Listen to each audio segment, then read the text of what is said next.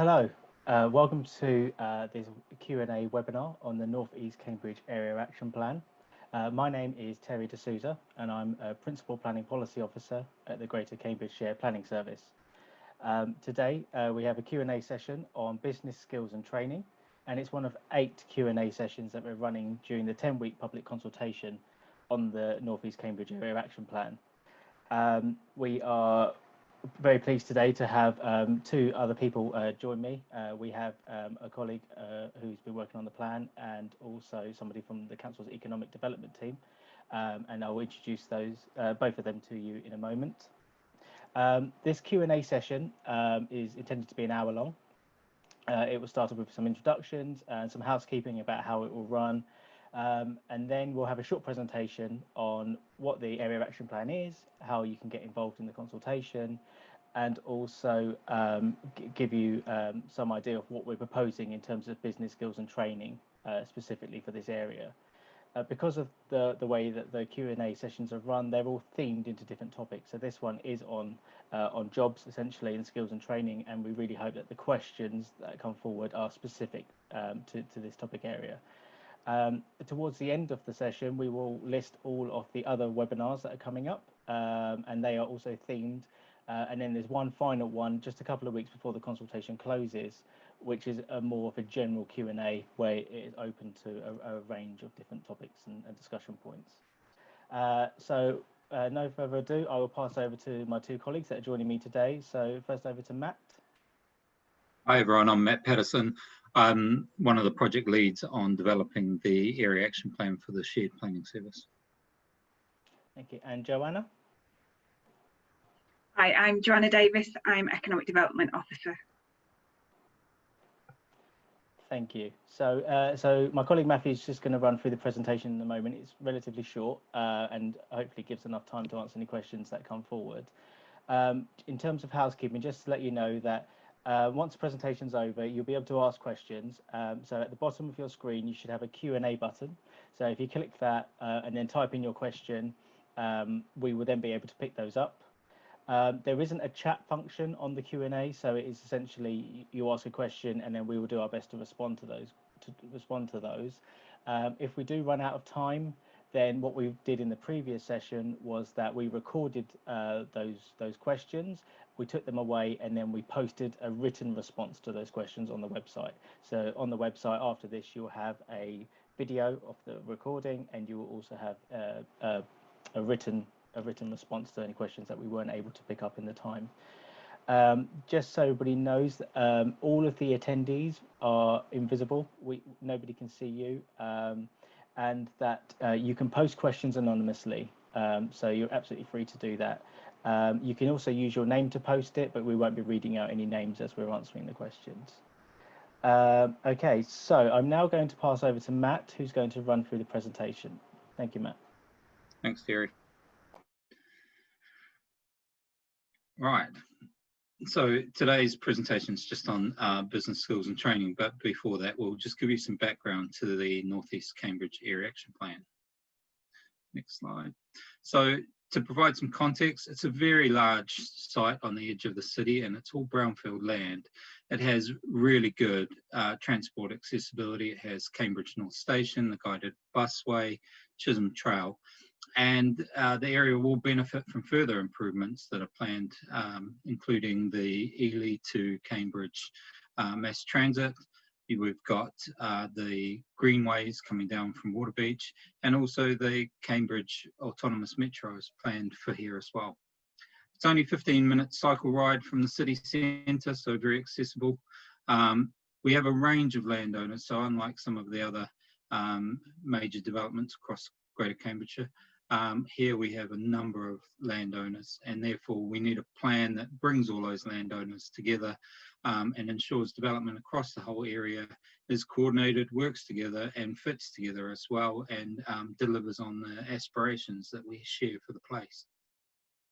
The area has a long history of employment use, in particular the science park and business parks that have added to what is known as the Cambridge phenomenon, and we want to see that continue, but we also want to see the area developed further, more integrated as well, becoming more of a part of the city.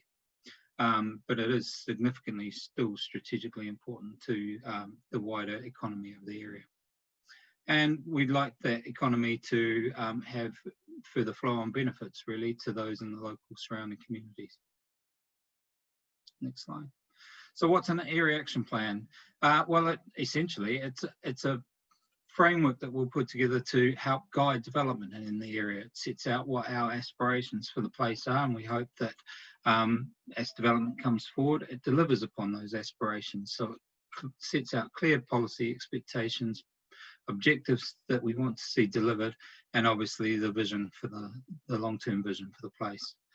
An area action plan has the same status as the local plan. It goes through exactly the same process. It's subject to an examination in public as well, and it's supported by a raft of evidence-based documents that have been prepared to support the plan.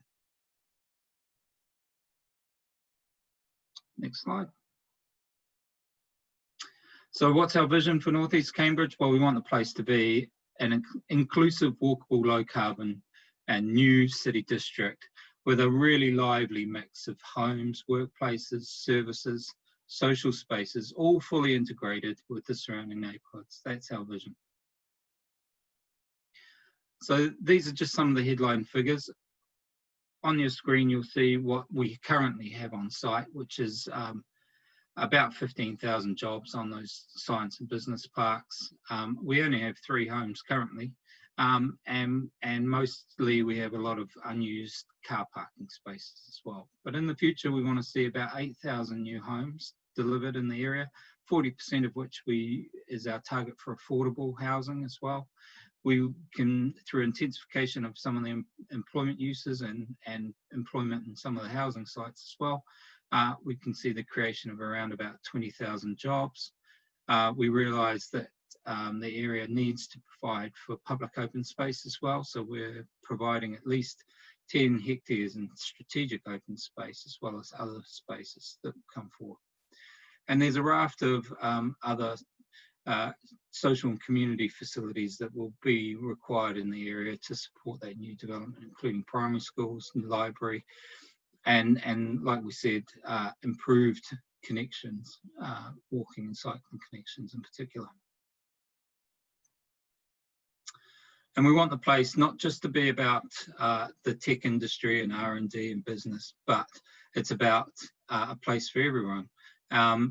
We also are recognising that industrial land plays a really important part in what is a sustainable economy for the local area. So we want to retain that industrial land within the area as well. But we want to also bridge the gap between industrial land and the R&D sector by providing a much more broad range of businesses, creating jobs for a lot of local people. And to support that as well, through the construction and post-construction phases, we're looking at training skills and investment to ensure that local residents in particular have that opportunity to access those local jobs that will be created on the site.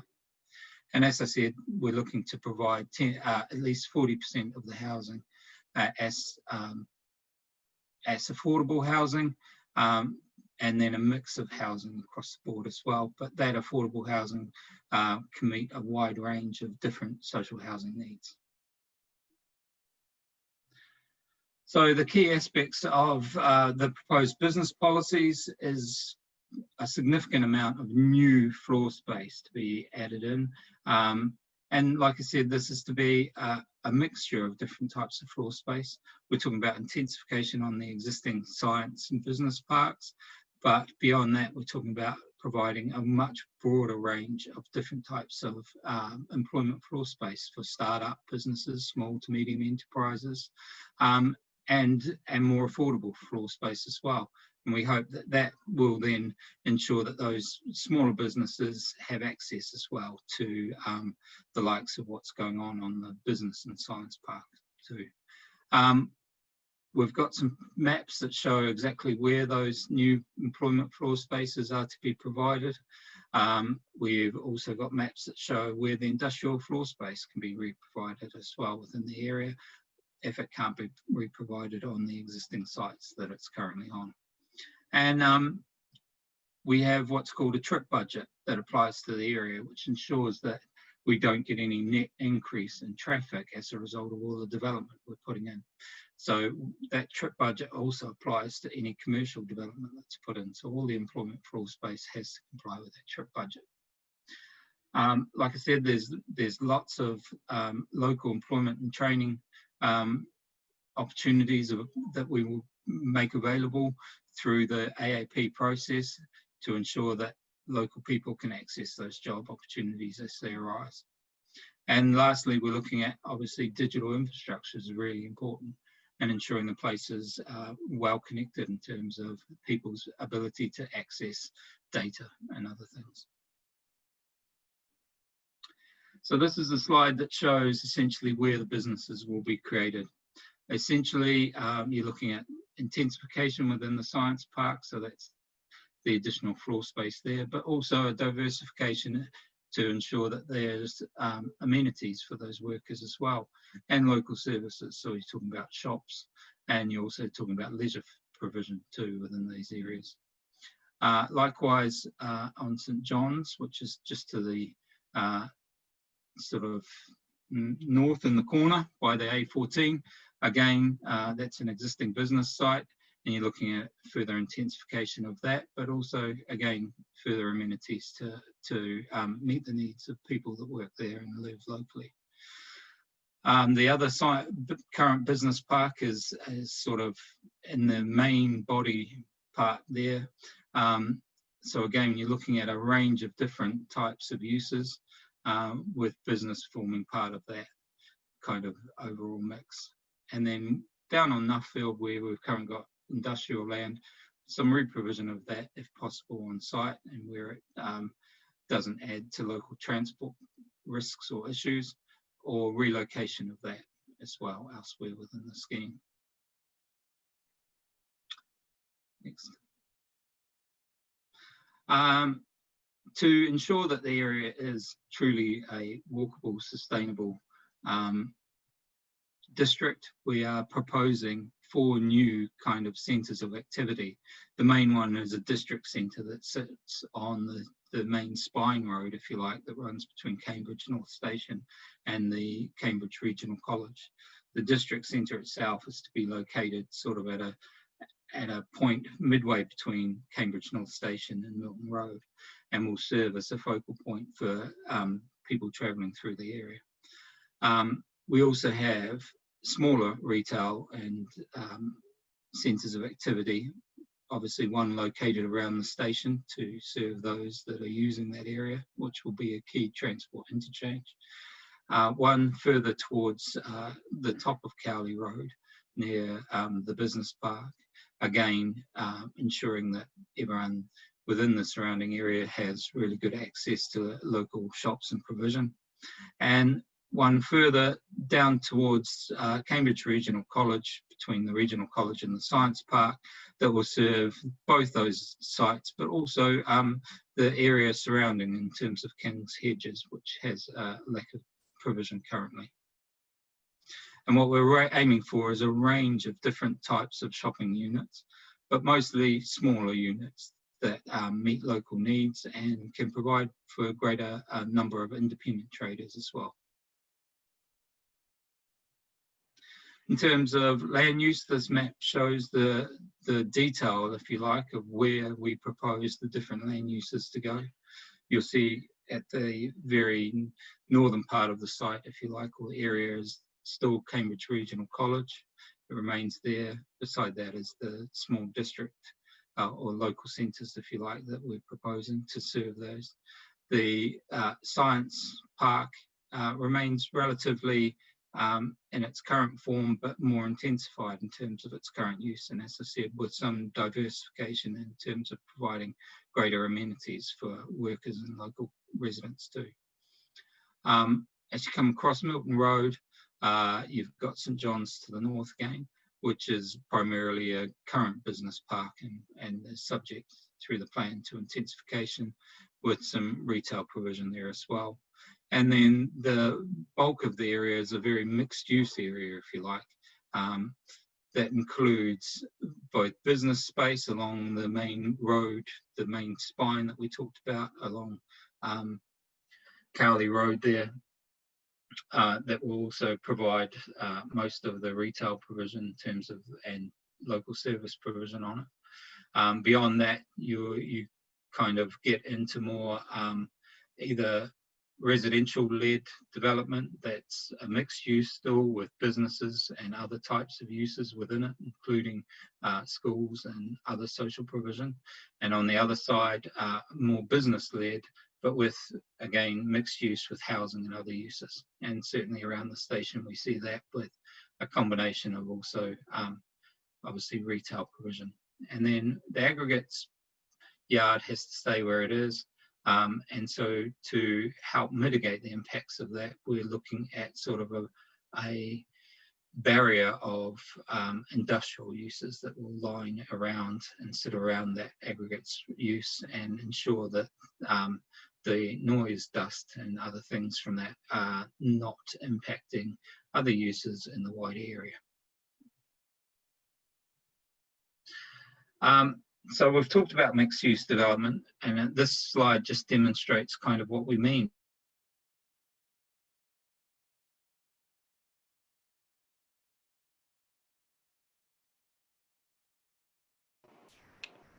I think we may have lost Matt on that one. So yeah, sorry, can we just go back a slide? Sorry. Thank you. Yeah, so this sets out how you can deliver mixed-use development, taken from examples from elsewhere. So this is really thinking about not just having, you know, a housing block next to an office block next to an industrial sort of kind of warehouse or shed. It actually shows how you can start to stack these uses or co-locate these uses in different ways. You know, we've looked at examples from not only the UK but also around Europe to see how this is done elsewhere, and there are some really good examples out there, and those have all been documented in what we call our typology study, which you can find on the website, and we can share the link to that as part of this webinar. Apologies, I dropped out completely. I don't know what happened. No worries. Technical glitches. Anyway, happy to continue on. Do you want to go to the next slide? Yeah. And then Matt, did you want to just talk through this one, Matt? Good to have you back. Yeah, I will. So just to finish off, these are some practical examples, some real life stuff that's happened in terms of mixed use development. So in the top corner, right hand corner, you can see this is Travis Perkins on the ground floor with residential accommodation above, so houses above it, and that's in Camden. Then we have to the left, you've got commercial space with affordable workspace and houses. That's as Bernard Works, which is in South Tottenham. Down the bottom there, you've got Caxton Works, which is light industrial on the ground floor, the residential above. And then the final slide down in the right-hand corner is homes with shops on the ground floor and even a cinema provision within there as well, and that's in Walthamstow. So on to some recently asked questions. Yes, thank you. Yeah, so we've had a few questions already. Some of these are coming through social media, and we just wanted to pick up the kind of the top three that have come up in relation to business skills and training. So Matthew and Joanna are just going to talk through these ones. So the first question is for Matt, and that is, what kind of jobs will there be? Yeah, fantastic question, really. There's going to be a significant range of different types of jobs created as a result of developing North East Cambridge. This will include both jobs through the construction phase, but also post-construction jobs too. For the construction phase, we're looking at the widest range of jobs, from those required for engineering, surveying, draftspeople, site managers, all manner of kind of skilled labour as well, including plumbers, electricians, builders. And to maximise those opportunities, we're looking at what training and apprenticeships we should be promoting now to take full advantage of those in the future, and to ensure that youth within the area can see that there will be job opportunities and access to those jobs within their immediate areas. In terms of post-construction, obviously within the area we're providing, as we say, a range of different employment opportunities. So within those, certainly there'll be employment opportunities within the business and science parks. But alongside all of the employment, floor space and housing, there's a lot of social and other commercial provision that will go in. So there'll be a wide range of jobs in terms of community services provision, people to operate and organise our cultural provision as well and to run those. And obviously, with a significant amount of open space that will be provided, jobs will be created through those as well.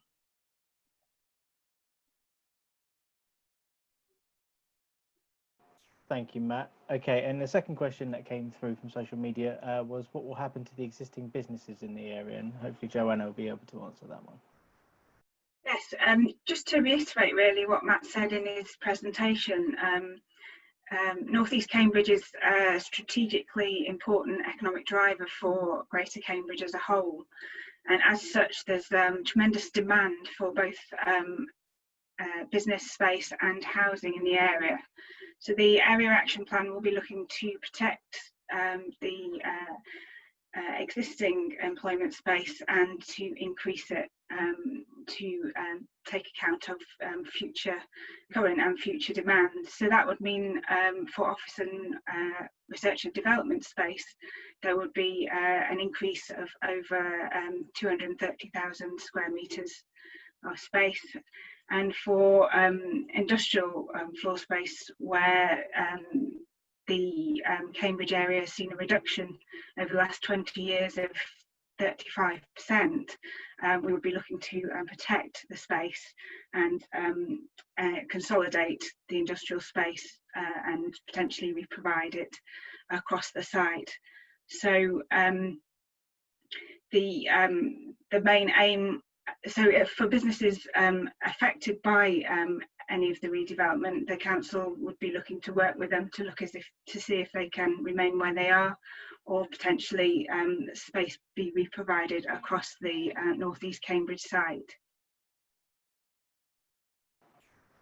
Great, thank you, Joanna. It's really interesting to hear that the city's lost about 35% of its industrial floor space over kind of the last sort of 15 or 20 years. So it's quite a significant amount there. Okay, and then the third question is, what are the plans for the science park? Matt, I think you've already touched on this a bit in your presentation already, but if you just wanted to just for anybody just joining the webinar, if you could just give a very brief kind of answer to that, that'd be great. Yeah, sure. So as Joanne says, the science park's really important as part of the wider Cambridge phenomenon, and we want to see it continue into the future to support the greater economic growth within Greater Cambridgeshire. How the AAP does that is to promote it for greater intensification. It's a relatively underused site. It has not much by way of built footprint, and it's mostly car parking. So there's significant opportunity to look at intensification and further development within the area, and alongside that to provide for further amenities in the way of shops and leisure facilities to serve both the workers, the new workers and existing workers within the science park, but also that would benefit residents within the surrounding communities as well, who would have greater access and permeability into the science park to make use of those facilities. Great, thank you, Matt.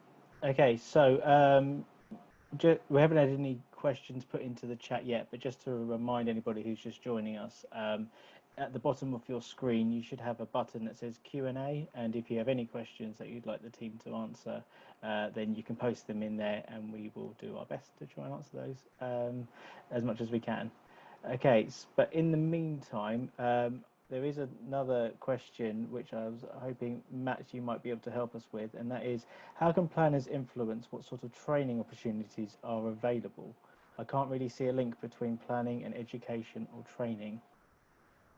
Yeah, no, there's a significant link really, and we do. It's done elsewhere and certainly done in Cambridge currently.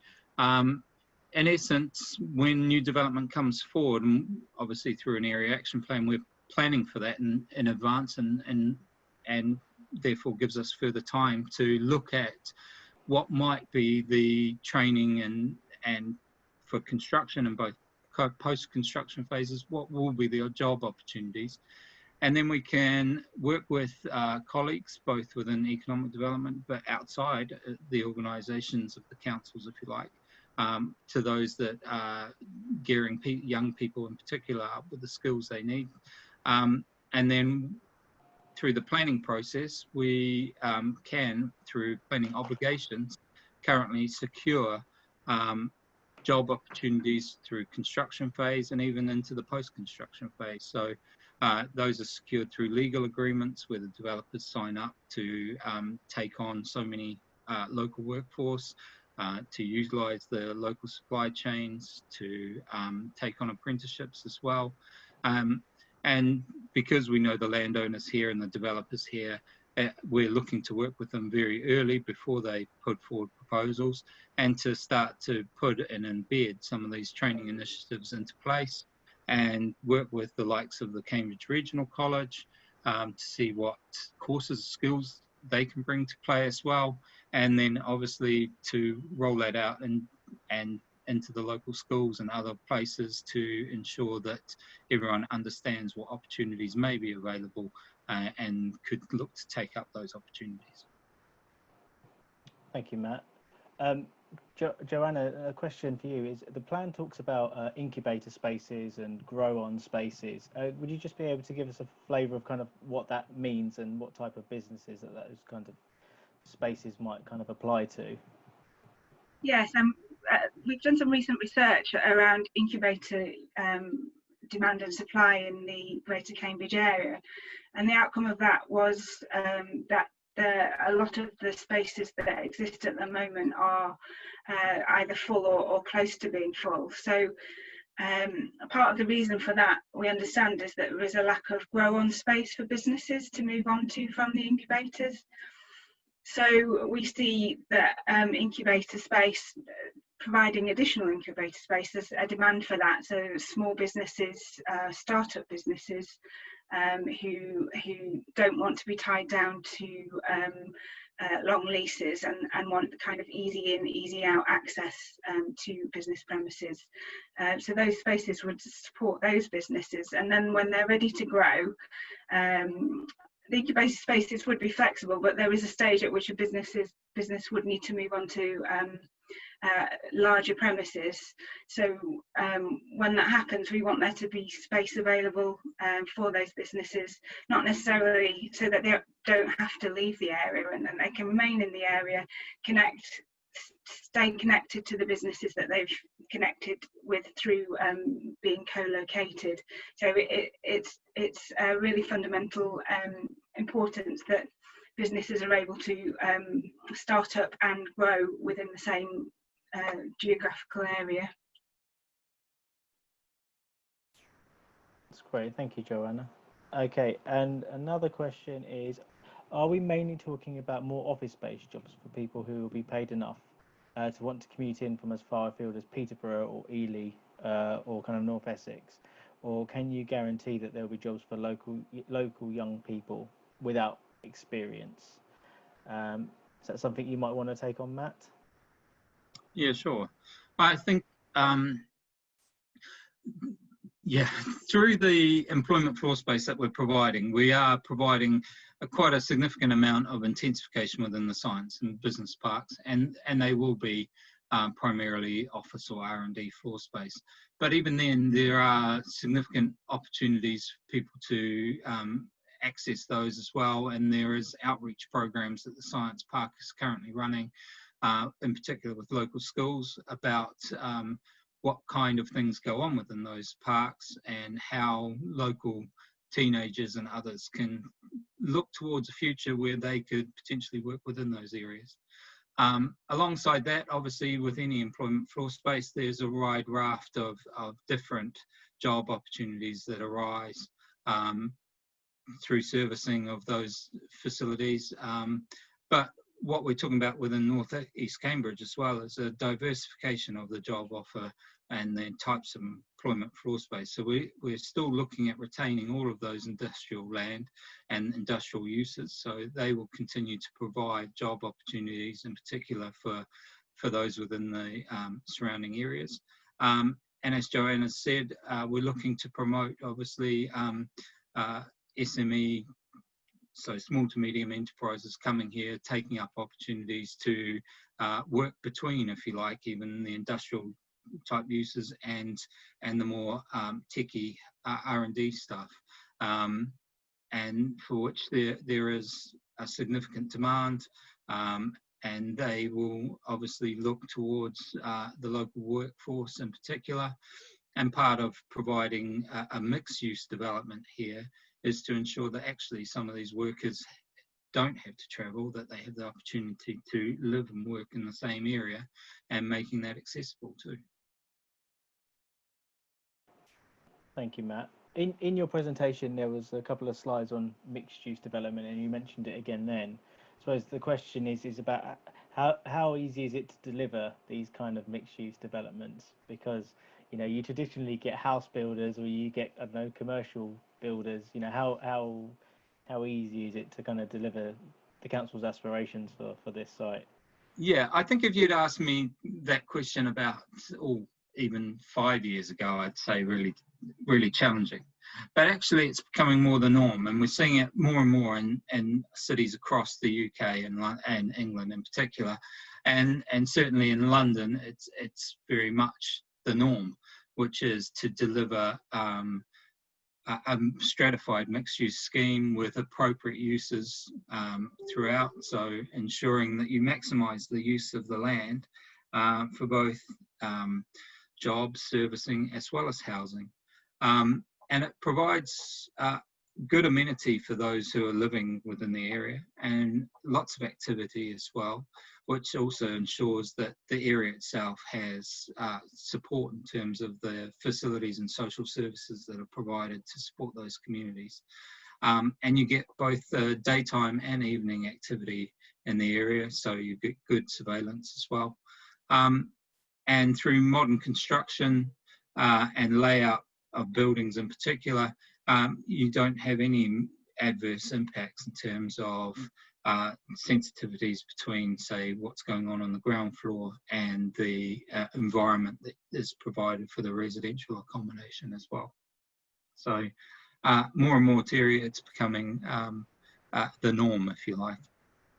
Great. Thank you. And yeah, as I said previously, if anybody wants to look at some more examples of how you can achieve mixed-use developments, please do take a look at the typology study, which is on the website. I've mentioned it in the last Q&A webinar that for a planning document, it's a relatively easy read. So yeah, it's quite a good one to sort of pick up and flick through if you get the opportunity to. Okay, we've had another question. This is to and from the employment space. How will existing car parking be affected by redevelopment and/or intensification? Matt, is that something you might be able to help with, please? Yep, that's definitely for me. And what we want is, as more employment floor space is added into the likes of the science or business parks, that conversely, the amount of car parking and access to cars is significantly reduced. And that will be achieved through all of the transport means that we highlighted earlier, in terms of we have excellent connectivity currently, and it's about ensuring that people have an alternative to bringing their car to the office, really, or that, well, they have an alternative in the first instance, and then they take up that alternative and are motivated to take up that alternative, and that is by not having car parking freely available within the office built areas, really. And that will ensure that we can maintain that trip budget whilst also enabling further development in the area to happen. Thank you, Matt. Thank you. I think it is worth highlighting that on the kind of spatial framework, which is kind of the kind of how the district could be laid out kind of diagram in the plan, in the area action plan, it does sort of highlight where you could put these new business spaces across the whole area, and we're really keen to try and make sure that we are putting kind of a lot of the employment uses on those kind of hot routes. And when we say hot routes, we mean the routes that are well served by public transport, the routes that are well used by people that are walking and cycling. So thinking about places like the district centre, which is broadly where the golf driving range is at the moment on Cowley Road. So that's within walking distance of the guided busway in Cambridge North Station and Milton Road, which is already served by the Park and Ride bus. And also, putting employment spaces close to some of the existing uses as well. So St John's, the Science Park, Cambridge Business Park as well. So really trying to work with what's already on the site, both in terms of the land uses and the transport in the area at the moment. Yeah, just to add to that, and there is a role obviously for the new employees to take up, and also the employers in terms of what they may offer to their staff in terms of encouragement through travel plans that will be put in place, but also ensuring that when new development comes forward, it has the right facilities in terms of showers, lockers, and those things to promote cycling, secure cycle storage and the like. So the expectation is as well that through the AAP we're really driving down parking standards and parking requirements on site, and ensuring that those are maintained and managed in an appropriate way to facilitate a really walkable neighbourhood. Thank you, Matt. And another question is about affordable workspace. So the plan references affordable workspace. Can either Matt or Joanna give us an indication of what that means and what that would apply to for the area action plan, or for the area? Joe, do you want to do that one, or I'm happy to? It's up to you, Matt. Yeah. Okay. So typically, where we see development coming forward with significant employment floor space, we can, as the councils, negotiate that part of that floor space becomes what is known as affordable floor space, and that is rent at much lower levels than the local area would normally achieve, and that's just to ensure that that businesses that would like to operate in the area but can't afford those rents have the opportunity to potentially access that floor space. It's normally run by an operator who's an affordable workspace operator who has a list of people on their databases that would like to take up that kind of floor space, local businesses and the like. And they run it really well in terms of those businesses have to demonstrate how they are taking up local job opportunities as well, as part of their offer of taking up the affordable workspace. And then they have to show how they're going to grow their businesses as well, to move out of that affordable workspace to make it then available to someone else. And essentially, it's all secured through, again, legal agreements and then managed on that. Thanks, Matt. Joanna, I've got a question for you. All of this development in North East Cambridge, what does it mean for Greater Cambridge in general? In terms of the SPEAR report talks about lots of growth and economic development, and we've already got a number of business parks and that scattered around. You think about kind of one in Waterbeach, one in Camborne, etc., and then you've got quite a few to the south of the city. What does all of these jobs kind of mean for Greater Cambridge in general? I think the SPEAR report highlighted a number of key sectors in terms of maintaining and growing Cambridge, and the two of the key ones were life sciences and digital sectors. And of course, the existing North East Cambridge businesses, those two sectors are very key sectors for North East Cambridge. So in terms of its importance to the Greater Cambridge area, we would be looking at the North East Cambridge development to help to maintain the prominence of those sectors in the area, but also to help grow them. But particularly life science is the key, one of the key drivers for location for life science businesses is to be close to other businesses and to cluster as a sector. So not growing the amount of space that's available in North East Cambridge will mean that we can attract some new businesses to the area, attracted by the space, but also by proximity to other businesses in the area. So it is key that we ensure that we support our key economic clusters and our key providers of employment in the area. Cool. Thank you very much, Joanna.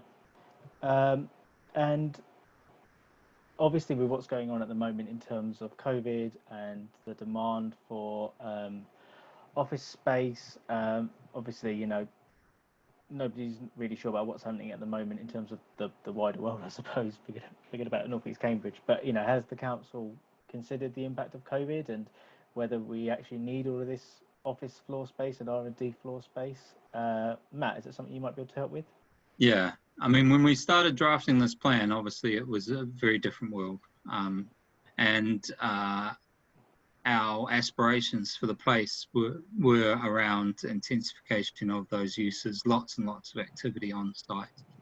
COVID-19 might change that, really, and we are having to think seriously as councils, not just about the employment floor space and people going into offices, but even right through to housing and people working from home, ensuring you've got more space to do that, and private amenity space as well, so that you have that good access to open space provision locally. So it affects a lot of things, and even right through to what types of leisure and community services and facilities we might put in. At the moment, we just don't really know whether COVID-19 is going to be with us for a short time or a very long time, what the implications are. And so what we've written into the front of the AAP is that, unfortunately, at this point in time, we're just going to have to maintain a watching brief.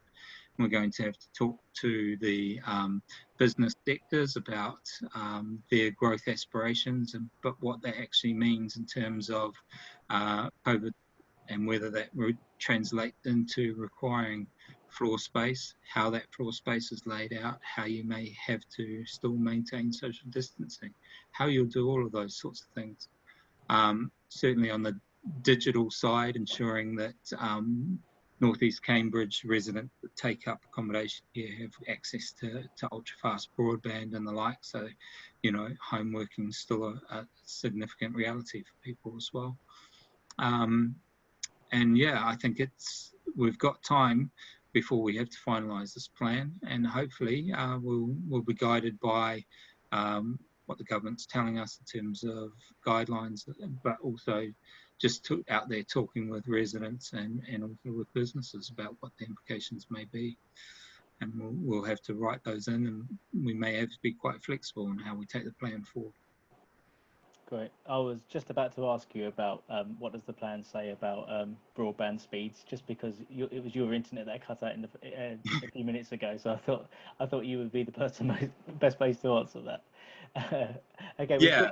I think the aspiration is to deliver on ultra fast, so in particular, so it's full fibre. So you're talking fibre to the house and to the business, to ensure you can get ultra fast internet connection. Beyond that, we're also looking at digital connectivity across the piece. So you're looking at you know, this being an open Wi-Fi area, so you're fully accessible in terms of we have our aspirations about how people will transition seamlessly between different types of transport to take up the most sustainable transport options, but at a pace that really is accelerated, so that those options are the number one choice, really. So having Wi-Fi and having digital connectivity is kind of, in essence, a must for the area in terms of ensuring people have access to data so they can make real-time decisions and can transition with a click and get on an electric scooter or electric bike to get to their destination, know when the next bus is coming, know when the next train is going to pick them up. So all of those things require a good digital platform to do it. Great. Thank you, Matt. So on the screen now, you should be able to see the upcoming Q&A webinars that are going to be taking place over the coming weeks. So as you can see there, on the 17th of August, next week, we have the third Q&A session, which is on climate change and water. And then there's the general one on the 21st of September, which is a general one where it's sort of open to, you know, or sort of whatever kind of questions or things people would like to ask the team. So yeah, we really hope you can all join us for that. So we've got 5 more minutes, so I'm just going to go through a couple more questions that we've got here. On the screen as well, you can see how you can actually get in touch. So whilst these questions are really helpful, and we hope that, you know, we are answering the questions that you know, people are really interested to find out more about, it's really important that any comments that you have on the area action plan, positive, negative, neutral, please, if you can send them in formally through the process. More information on the website or via email or by post. That's how they need to be kind of sent to us, so that they are properly registered and responded to. That's just the way that this stage of the planning process works. So we can't sort of take your social media comments, for example, as proper representations to this consultation. Okay, so just moving on to the final couple of questions that I've got here. So one of the questions is about, will there be any restrictions around the type of businesses in the mixed-use development areas? How can we ensure that the types of businesses needed by residents are provided close to where people live? For example, things like grocery stores and things like that. Matt, would you be able to help answer with that one, please? Yeah, no, we're not looking at any significant restrictions. I think as long as what businesses go in terms of mixed-use developments ensure that you get a satisfactory environment for both the business and also the residential or other uses that are going to be co-located with them. So that tends to be managed through how you lay out the buildings and if requirements for soundproofing or other things like that. In terms of provision of services in the area, yeah, that's why we're essentially promoting these sort of 4 activity centres. What we're not looking at is large format provision, say, you know, one of these Tesco mega stores or something like that, that actually attracts lots of people in from the surrounding areas. We don't want further people coming by car to do their grocery shopping here. Certainly, we're looking at smaller Tesco Metro type arrangements where all your local convenience needs can be met. You'll still have banking, you'll still have other retail service provision, library, GP surgery, all those things that a community needs to be self-sufficient in terms of its everyday general needs. We're looking at, obviously, cultural and other provision that will primarily complement that's already taking place within Cambridge City Centre, which again is highly accessible to residents and businesses and workers within North East Cambridge via sustainable means. So you're looking at complementary provision. And we're also looking at how we might facilitate, obviously a lot of people do most of their regular shopping, if you like, online these days, in particular as a result of COVID as well. I think we've seen an uplift in that. So we're looking at logistics hubs and last green mile type arrangements where your Amazon delivery package gets delivered to a sort of hub within this, on the edge of the site, and then it comes to your door via a green delivery for that last green mile, or you may go and then pick it up. You'll get the text message to come collect your parcels. And likewise, we envisage the same thing will work for grocery shopping, your weekly grocery shopping and things like that. Great, thank you, Matt. Okay, and then I think we've got time for one more question. So we've got here, there's quite a culture of having client meetings in person. I think this is kind of related to the business kind of office floor spaces. So lots of occupants at business parks will be used to having people visit by car or using their cars to make sometimes 2 or 3 different client visits a day to all sorts of different areas around Greater Cambridge. Would the vision be that public transport would improve to allow all of these visits to still take place? or are we looking at sort of businesses being encouraged to subscribe to car clubs, so their staff didn't need all those parking spaces? Yeah, I think it's a combination of all of those things. If people can access the site by sustainable transport means, then that's what they should be doing. If they can't, certainly for the workforce, if it needs to go out and visit other sites and do other things, car clubs are the way to go. Pool cars and the like, and even pool bikes.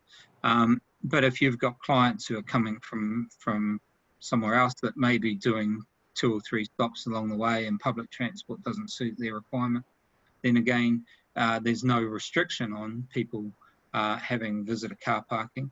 And likewise, even for the residents who will be living within Northeast Cambridge, it's not about not having a car yourself or access to a car. It's about promoting the right sort of access to vehicles. Not everyone needs to have a private vehicle and a private car parking space. But again, you know, we've seen the benefits of car clubs and shared car pools that then reduce the need for car parking. And alongside that, if we're promoting, you know, a greater accessibility to public transport and improving cycle connections and walking connections, then we anticipate and we hope people will take up that as the primary first option, especially for those shorter journeys that should be done more sustainably. That's great. Thank you, Matt. Okay, we've just come to the end of the Q&A session. So I'd just like to say thank you very much to everybody that joined live for the event, and also those that are watching this recorded via the link on our website. Thank you very much. I hope you found it useful. Also, thank you to Matt and Joanna and the team for answering the questions, and also the technical support, which has been great. Just like to remind everybody that please go onto the website if you would like to make comments on the draft area action plan. The consultation ends at 5 p.m. on the 5th of October. So that's the date for the diary. Please make sure your comments are in by then. And there's also a Q&A webinar feedback form as well, which you should have just seen the link to on the screen. And these webinars are quite new to the council. We did one last week. This is the second one now for North East Cambridge. Obviously, living in a kind of social distancing world at the moment, it's very difficult to do face-to-face consultations as we would have done previously. So we would really appreciate any advice or any thoughts or comments on how these sessions have been running, so we can take those into account moving forward. And with that, I'd just like to say thank you very much, and thank you for joining us. Goodbye.